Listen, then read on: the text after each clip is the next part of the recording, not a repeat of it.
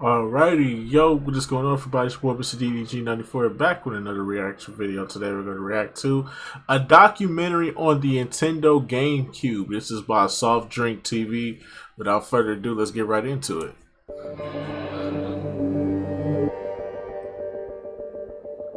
The latest video game war is heating up tonight. Nintendo's GameCube system is about to hit the stores. Würfel mit 15 Zentimetern im Quadrat. Well, Rollin, it's all part of a $75 million marketing campaign. We're just waiting for the GameCube to come out. Everybody's so anxious to play with it and everything. This year, Nintendo is featuring everything from Super Monkey Ball to Wave Race.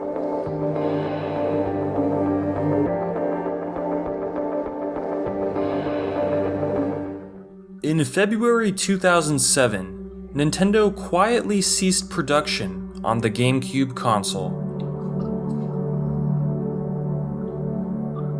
After 5.5 years of production and 21 million units sold, it was time to move on. Sony's PlayStation 2 demolished the GameCube in sales, with nearly 6 times as many consoles sold.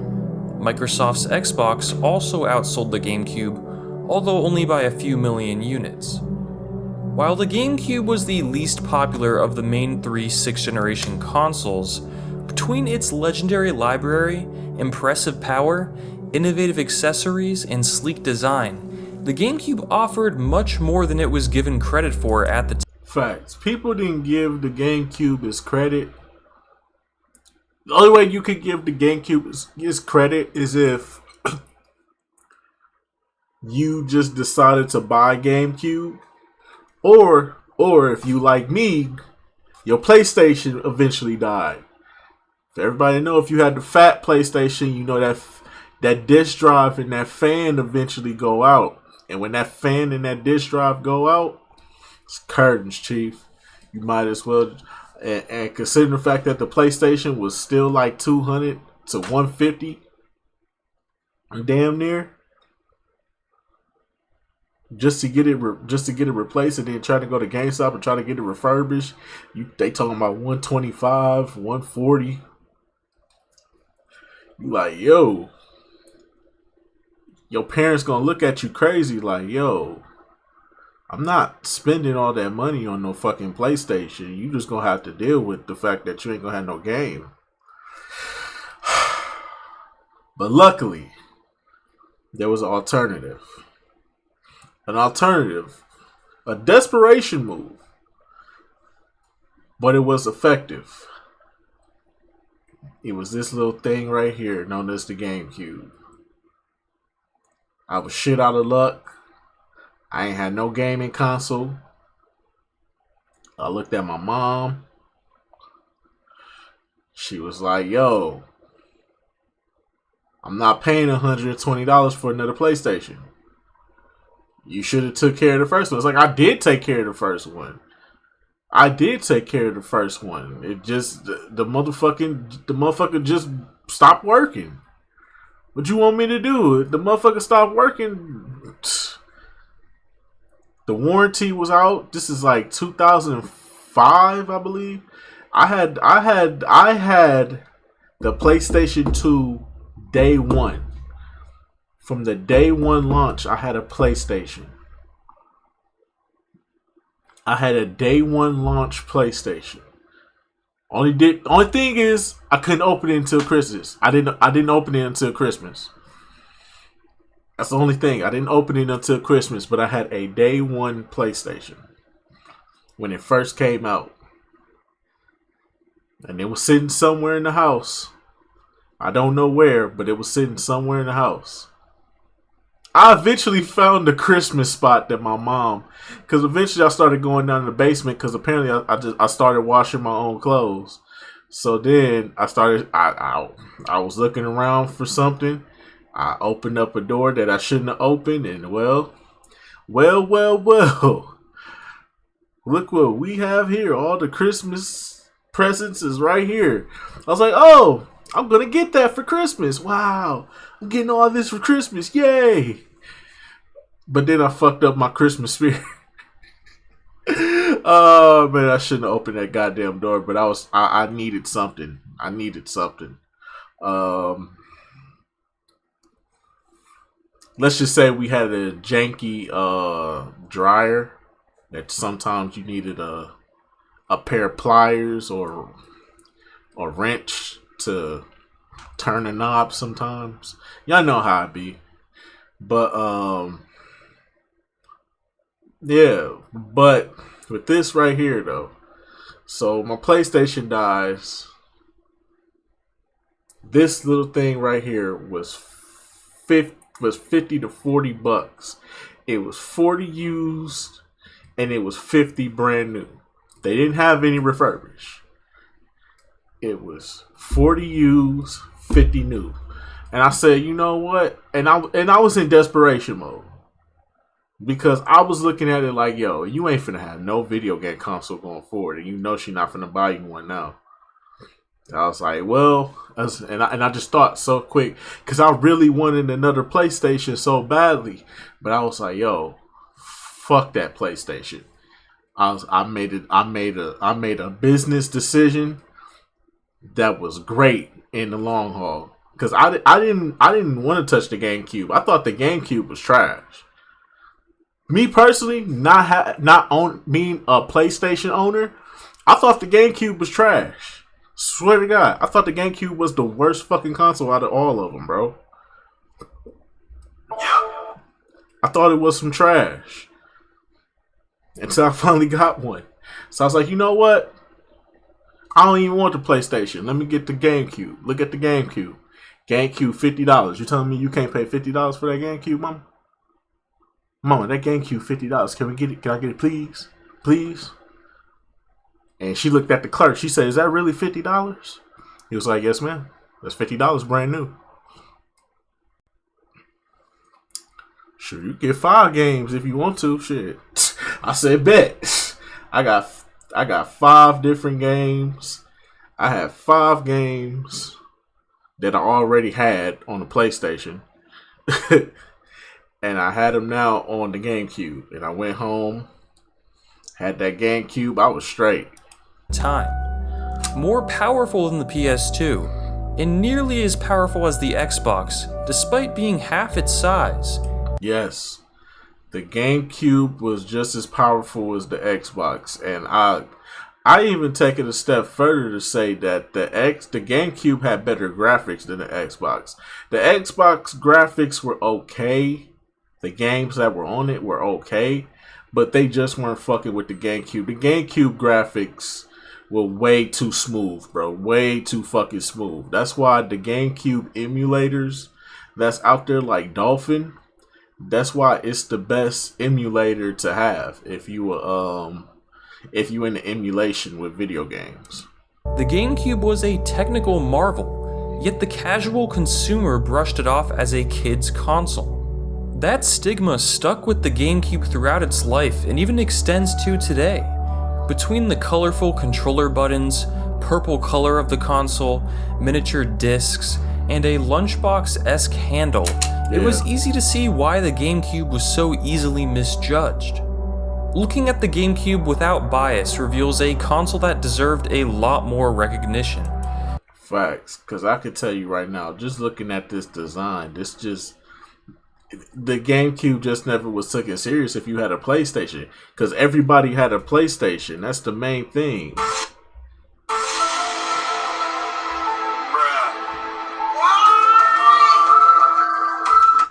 The GameCube was never meant to be taken serious.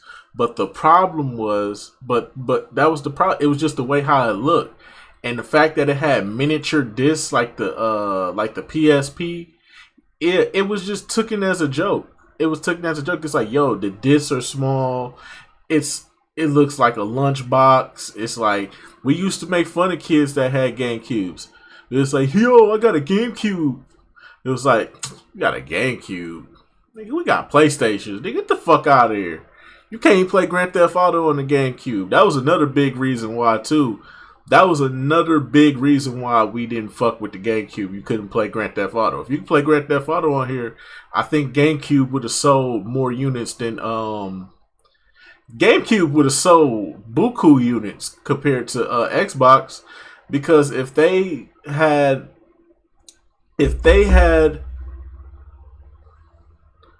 Grand Theft Auto in their lineup, we would have been A-okay. Because, and I'm pretty sure GameCube would have been up there in sales with the PlayStation. I would say the GameCube probably would have been closer to the PlayStation 2 than any other console. Think about it. It's $50. It's little. It really didn't. If there's one thing I could say about Nintendo, they make video game consoles with no flaws.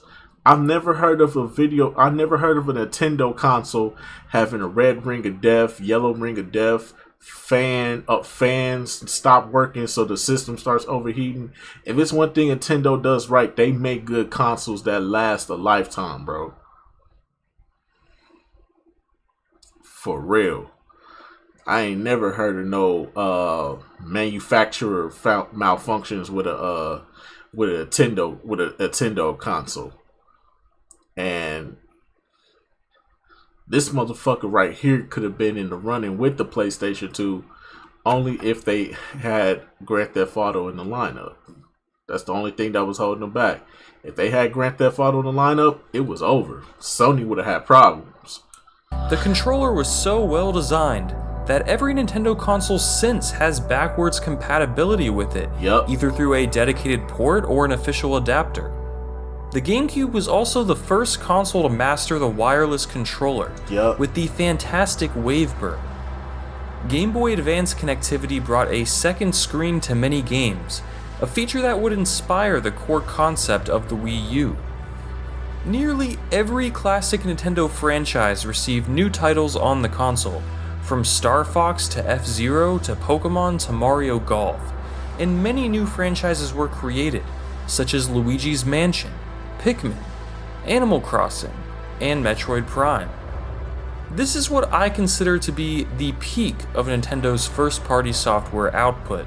If the GameCube truly had a fatal flaw, that would be its lack of internet capabilities, something Nintendo is still behind the curve with to this day.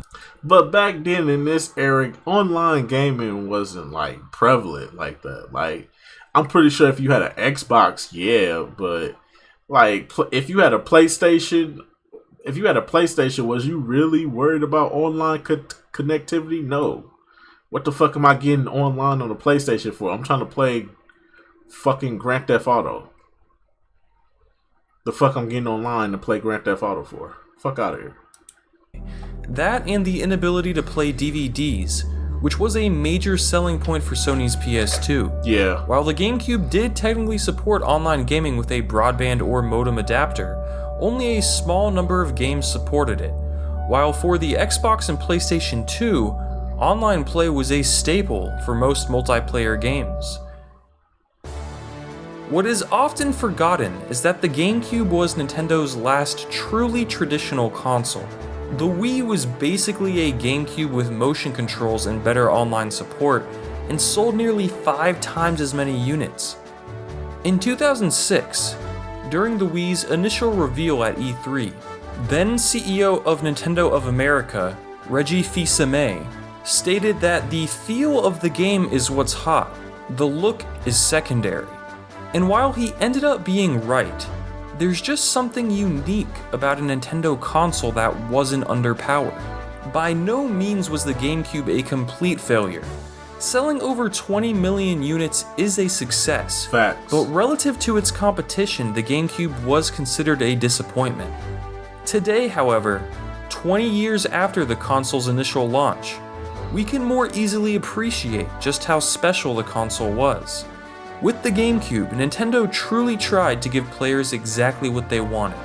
Major criticisms of the Nintendo 64, such as the cartridges, a lack of mature games, and the non-traditional controller design, were all addressed. The GameCube deserved a better reputation, but oftentimes, we don't truly appreciate something until it's gone. In the late 90s, Nintendo had lost its market share to Sony, which really stung considering the two companies almost worked together. While Nintendo had been the king of the 2D era, the 3D era was not going according to plan. The Nintendo 64 was popular, but not as popular as Nintendo was used to their consoles being. Contrary to popular belief, however, this was still a very successful era for Nintendo, as the Game Boy and Game Boy Color were easily the best-selling handhelds, and the 64 did sell 33 million units. When Nintendo started development on their next console, codenamed Dolphin, they ran into some issues. Silicon Graphics, the company behind the CPU in the Nintendo 64, was imploding. The company president resigned after partying too hard in front of potential clients. The founder and CEO of the company had issues, with the founder eventually selling his shares and leaving. Former employees started a new company called ArtX, which was acquired by ATI shortly after, and is now part of AMD. Nintendo hired ArtX to work on the processor for the Dolphin, and the rest was history.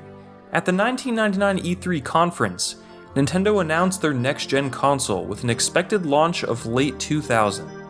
Nintendo was pushing the power of the Dolphin, with Howard Lincoln, former chairman of the company, even going as far to say that the Dolphin's graphics will equal or exceed anything Sony can come up with for the PlayStation 2. Facts. After the Nintendo 64 was criticized for using cartridges, the Dolphin made the jump to optical discs, to which the E3 crowd applauded. Despite not showing actual hardware or even any games, the announcement itself was enough to build hype for the system, even after Sony and Sega unveiled their next-gen consoles first. In March of 2000, another challenger approached, Microsoft. The Xbox was created to directly compete with Sony, as well as push online gaming into the mainstream with Xbox Live. Microsoft had tried to acquire Sega, but after Bill Gates opposed the idea, they tried something crazier. They came to Nintendo with an offer to buy the company. After numerous meetings and counter-offers, Microsoft eventually realized it wasn't going to happen and decided to build their own console in-house. After announcing the Xbox and showing off a prototype, Microsoft approached Nintendo president Hiroshi Yamauchi one last time with another offer to buy or partner with Nintendo. But again, he declined their offer. In the span of a few years, Nintendo had the potential. That's the problem right there in the video gaming community, bro. Nintendo ends up starting all these fucking problems with these damn companies, and then they wonder why they be falling behind these damn companies. That it be Nintendo, bro. It be Nintendo, bro. For real. First Sega came to you. You fucked over Sega. Then Sony came to you. You fucked over Sony. Then Microsoft comes to you. It was like, hey, can we buy the company? No, we don't buy company. No, you can't buy company. No. Can we work with y'all on a gaming console? Get the fuck out our office. Funny man come in office. He think he make us offer. Well, fuck you. Fuck you, pal. We'll show you. And just like that, now another goddamn company come up in here. I'm not trying to be racist, by the way. I'm not trying to be racist when I make these voices. I'm just saying. I'm pretty sure in a lighthearted way, that's how it went. Okay? Don't be in the comments talking about, so, oh, you racist. That's not funny, Mr. Blackman. That's not funny. Fuck you. I'm just saying, that's how it would have went. I'm pretty sure that's how it went. They made an offer. They said no. Fuck them. Potential to partner up with both Sony and Microsoft on a console, and their rejection led to the video game landscape we have today.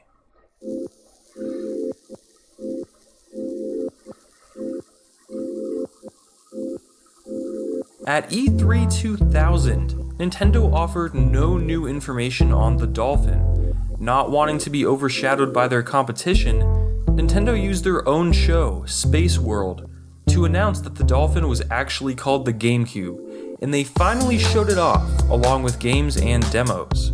The GameCube shown at Space World was slightly different than the final version. The controllers had a red start button, a blue A button, and a green B button that was shaped like the X and Y buttons. Here's the final controller design for reference. As for the actual console, the unique cube appearance was nearly identical to the final product, although the announced pink color would be replaced with spice orange. A major complaint during the Nintendo 64 era was how Mario was basically the only character in his universe to get games. So Nintendo shocked everyone when they unveiled Luigi's Mansion, a game featuring Luigi as the main character. No Mario title at launch was pretty unexpected, but to many, it was a welcome breath of fresh air. There were some tech demos showing off the GameCube's graphical capabilities, and coming from the Nintendo 64, they looked fantastic. A new Metroid game was teased, and then the grand finale was shown. It was a Zelda demo featuring Link confronting Ganondorf. The art style was very similar to Ocarina of Time's, yet looked so much better. The 54,000 people in attendance were in awe, and the GameCube was looking very promising. That said, the console did have its detractors early on. Many felt like the GameCube resembled a childish toy with silly color schemes. In response, Nintendo signed a deal with Capcom for future Resident Evil games, and 2 horror games originally planned for the Nintendo 64, Resident Evil 0 and Eternal Darkness, were transferred to the GameCube. The kids who played Mario when they were 6 are now 28. They still want to play Mario, but they want some other stuff. Our industry has matured. We're like the movie industry. You see R-rated movies and M-rated games, said Perrin Kaplan, Vice President of Marketing at the time. At E3 2001, shortly before the GameCube's launch, Shigeru Miyamoto showed off Super Smash Bros. Melee for the first time, which would eventually become an all-time classic. He then showed more of Luigi's Mansion, and then gave a presentation on the final variant of the GameCube controller along with the Wavebird. The Luigi's Mansion demo was very impressive, as the graphics looked very advanced and loading times nearly non-existent. Pikmin was then showed off for the first time, and it was also announced that a non-Japanese developer, Retro Studios, would be working on the new 3D Metroid title. To cap the event off, Nintendo announced a launch price of $199 and a launch date of September 14th in Japan and November 5th in North America. The GameCube was almost ready. Exactly 1 year after announcing the console, Nintendo gave one last presentation for it at Space World 2001. However, they faced some backlash after showing a teaser for a future Zelda game, which would eventually become The Wind Waker. After expecting another Zelda like Ocarina of Time, which was what was basically shown as a demo a year prior, the drastically different art style of the game rubbed people the wrong way, and further drove the idea that the GameCube was a childish console. Miyamoto said that he thought it wasn't wise to talk about something before having the chance to test it. Only playing can you judge a game, and after E3 2002, when you all will be able to play with the new Zelda, we will talk again about it. Of course, he ended up being right, as The Wind Waker ended up being one of the greatest games of all time, but the initial backlash was so strong that it ended up affecting the casual perception of the GameCube. Despite the backlash, most people were still excited for the console, as it was not only more powerful than the PlayStation 2, but also was the cheapest console ever released when adjusting for inflation.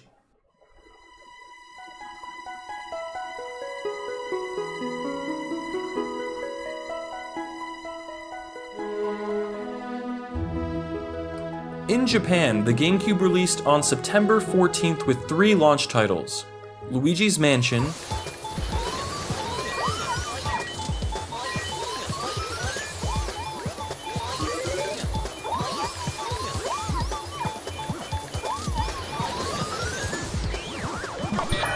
Super Monkey Ball,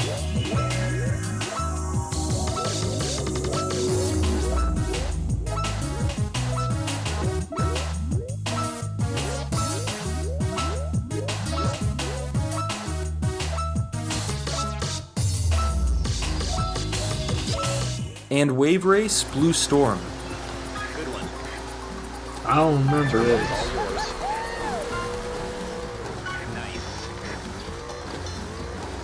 I don't remember this game at all. is all yours.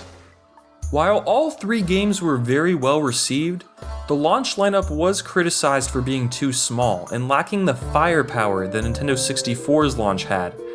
There was no game here on the level of Super Mario 64. A month and a half later, however, Pikmin released, adding another very strong game to the lineup.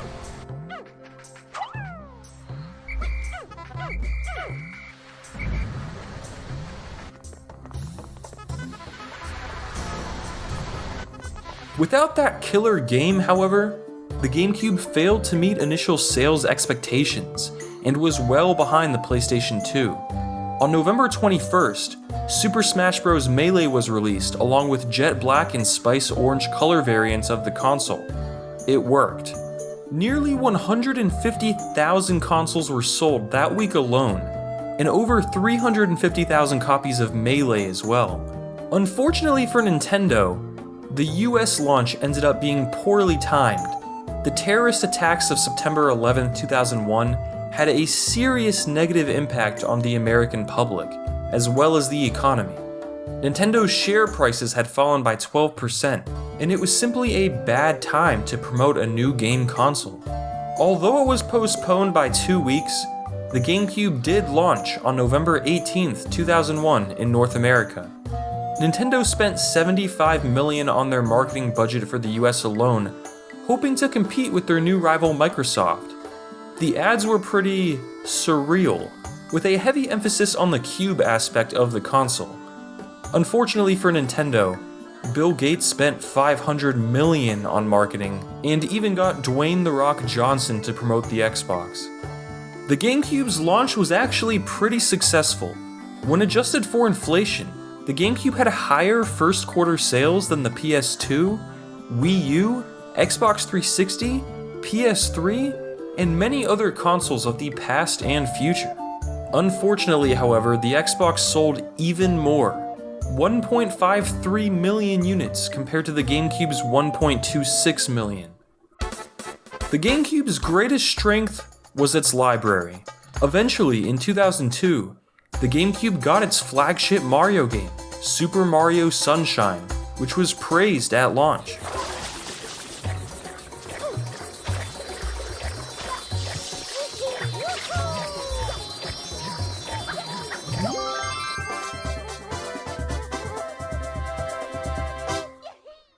The Legend of Zelda: The Wind Waker ended up being a massive hit. Despite the initial backlash it received, the game sold very well and was loved by critics and players.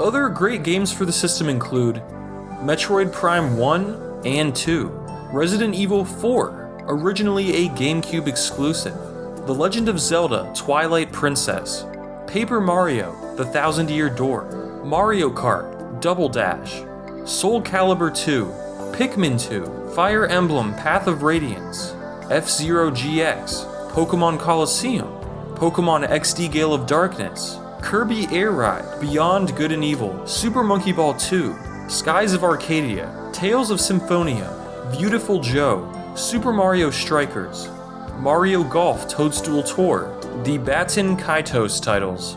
What's crazy is that I'm just scratching the surface of the GameCube's library with this selection of games. The sheer quantity of 9 out of 10 and 10 out of 10 quality titles is what makes the GameCube such a great console. In its 6-year span, the system received some of the greatest video games ever created. Let's take a look at the GameCube controller. It may look unorthodox in appearance, but in hand it fits perfectly and is incredibly ergonomic. Yeah. The analog and digital trigger buttons were the standout. The L and R buttons could be pushed down all the way for a click, which was a digital input, but pushing the buttons down with varying pressure gave developers options to use analog controls for games. For example, in racing games, the R button was commonly used for acceleration. The A button was centered and was the most used button for accepting inputs. For some people, the design of these face buttons was a turnoff, and it was common for people to prefer third-party titles on the PlayStation 2 with the DualShock 2 controller. However, upon getting used to the GameCube controller's design, it is, in my opinion, much better than Sony's. Yeah. Clicking A easily and then sliding your finger up, left, or right from the A button for Y, B, or X was incredibly pleasing. You don't have to look down at the controller due to the unique shape and position of each button, whereas the PlayStation 2 controller has 4 identical feeling face buttons instead. Of course, today every modern controller is more similar to Sony's, but in my opinion, the positioning of the buttons on the GameCube controller was the best there ever was. It just takes some getting used to. The analog control stick was also fantastic. The ridge around the control stick was an octagon, and gave the stick 8 sharp points to rest in. This allowed for incredibly precise movements, helped with muscle memory, and in games like Super Monkey Ball 2, the GameCube version ends up being superior because the PlayStation 2 controller lacks that precision with its control stick. There's a reason the GameCube... I'm gonna say this about the GameCube controller. The GameCube controller, I will say, is... I would probably say it's top 3 all time. I'll probably say it's top 3 all time. Now, granted, I never played a lot of the older consoles, like the NES and all that shit. Anything past the, like, before the 90s, more than likely I never touched the console. But out of all the consoles that I've had the controller in my hand, I've probably say Nintendo's GameCube controller is top 3. It's top 3. It's top tier. By the way, I will say that. It's top tier. It's top 3. I can say it has an argument to be number 1. But there are some better controllers out there. But this is definitely a top 3 controller all time. GameCube controller is still the controller of choice for competitive Smash players, as it's one of the most precise and comfortable controllers ever created. Facts. Its only downsides are its lackluster D-pad, which is pretty poor for 2D games, only having one bumper button, and the C-stick, which has a very small top leading to less precise inputs. The console itself was taller than its competition, but much smaller overall, and it had some cool technical aspects such as a dedicated digital output chip. The original version of the GameCube has a digital out port, which can be used to output a 480p resolution with component cables, compared to the fuzzy 480i displayed from the regular composite cables. Even in 480i, the component cables look considerably better. I play my GameCube on a CRT TV, and through the component cables the picture quality is terrific. Of course, on a modern flat screen TV, the image is going to be stretched across millions of pixels, resulting in a worse looking image and input lag. But when playing on a TV the GameCube was meant to be played on, it's easy to see just how powerful the system was for its time. While only $30 at the time, today the GameCube component cables go for over $200, due to how rare they are. Later GameCube models removed the digital port entirely, but for those models that had it, the graphics the system put out were very impressive. Games like F-Zero GX still look impressive today. The GameCube featured a handle on the back, which was pretty unique. The Game Boy player was basically a Game Boy Advance that needed to be attached to the bottom of the GameCube for power. This allowed you to play Game Boy games on the GameCube on your TV, which was a cool feature, although it wasn't as feature-rich as the Super Game Boy from the SNES era. There was also a Game Boy Link cable accessory, allowing you to connect your Game Boy Advance to the GameCube. This gave you a second screen for some games, unlocked different items, and could also be used as a controller for the Game Boy player. Games like The Legend of Zelda 4 Swords Adventures took full advantage of this feature. Popular accessories included the GameCube microphone, used mostly for Mario Party titles. There was a 2006 game titled Odama that used the microphone to control your army. The game is essentially a feudal Japan-themed pinball game, a very unique concept that has slipped under the radar today. The DK bongos were used for the Donkey Konga games and a few other Donkey Kong titles. Think of Guitar Hero, but with bongos and a Nintendo theme. Hori released a controller meant for the Game Boy player in Japan, which features an improved D-pad. It's shaped just like a Super Nintendo controller, only with GameCube buttons and button placement.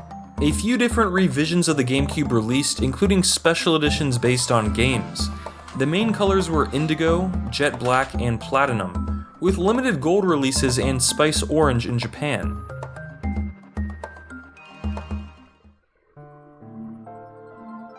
Despite its early success, GameCube sales plummeted after the first year. During the holiday season, sales would spike back up, but each year that spike would be smaller, and sales throughout the rest of the year were just not great.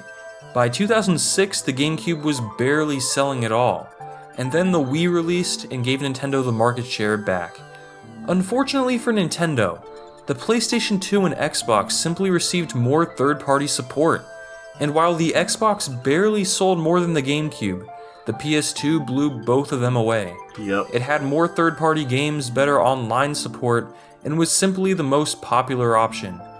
By beating both Nintendo and Microsoft to market, and avoiding Sega's mistakes with the failed Dreamcast, the PlayStation 2 dominated. And so, Nintendo's last powerful console died a quiet death. Its last big release was The Legend of Zelda Twilight Princess, which was the Zelda game fans seemed to want all along, using the GameCube's power to create a realistic-looking Zelda game rather than the cel-shaded look of The Wind Waker. The game's release was delayed, however, and ended up being a Wii launch title with motion controls, but it also released on the GameCube so Nintendo could keep their promise. The last GameCube game released was Madden NFL 08, and then it was over. Despite its death in 2007, the GameCube remains relatively popular today, if underappreciated. The re-release of GameCube controllers for Smash 4 and Smash Ultimate sold very well, and Super Smash Bros. Melee is still the most widely played competitive Smash title. Tournaments today in 2021 still use GameCubes, GameCube controllers, and CRT TVs. It's easy to see the GameCube's influence on future Nintendo hardware. For one, the Wii was essentially a GameCube, only with a new controller. Both consoles are nearly identical power-wise. The original Wii model was backwards compatible with GameCube games, and also had 4 GameCube controller ports. Many games like Mario Kart Wii and Super Smash Bros. Brawl allowed use of the GameCube controller in place of the Wiimote. The Wii U featured a gamepad controller with a screen. When looking at the GameCube with a Game Boy Advance connected, it's easy to see the parallels. Without the Wii U, we wouldn't have the Switch today. The GameCube's influence goes beyond surface level. Nintendo's decision to go all in on the GameCube rather than team up with Microsoft helped create the video game landscape we see today. This era was crucial for setting up the future. It was the beginning of Sony's domination, the nail in the coffin for powerful Nintendo consoles, and it brought us the rise of Microsoft's Xbox. When it released, the GameCube was a powerful console, capable of producing some of the greatest graphics ever seen in video games. It had incredible first-party releases, and has arguably the greatest library of any console ever. So what went wrong? Unfortunately, the timing of its release, along with public perception misjudging the console based on its colorful design, led to underwhelming sales, which resulted in a lack of third-party support, which caused Nintendo to switch gears radically with the Wii. However, the GameCube was simply genius. It was a small, compact, and modern design that has aged well. It had innovative accessories, a fantastic controller, and gave the world some of Nintendo's greatest works of art. Facts. While on the surface it may seem like a disappointment, if you owned a GameCube, you had an extraordinary time. The most important part of a game console is its library of games, and the GameCube had too many classics to count. While the GameCube is dead, its community isn't, and its legacy is immortal. It may have never gotten the recognition it deserved, but as time moves forward, more and more people are starting to realize just how awesome every console from that 6th generation was. In the early online era, when games needed to be fully polished and complete to release, split-screen multiplayer was still alive, and studios were pumping out all-time classics, we likely didn't realize just how good we had it. Fact. Perhaps it's nostalgia clouding my judgment, but in my opinion, this was the greatest era of gaming, and the GameCube will forever be my console of choice. I don't know about all that, but definitely the 6th generation of consoles is the greatest era. It's not even up for fucking debate. If you say the 7th generation, slap shit out of you. But anyways, though, that's neither here nor there. I will see you all in the next video, man. Most definitely, man, the GameCube, man. It was a great console to pick up, man, when my PlayStation pretty much said fuck life, I'm done. Yeah, man, the GameCube, man, had some good games on it. Mario Kart, Smash Bros, Mario Party, all that shit, bro. All that shit was lit on my fucking GameCube console. I still got my GameCube console. It's somewhere in a box. It's in a box somewhere. I don't know. I don't feel like going to get it. But anyways, though, that's just gonna about do it for this one. I will see you all in the next video. Till then, peace out.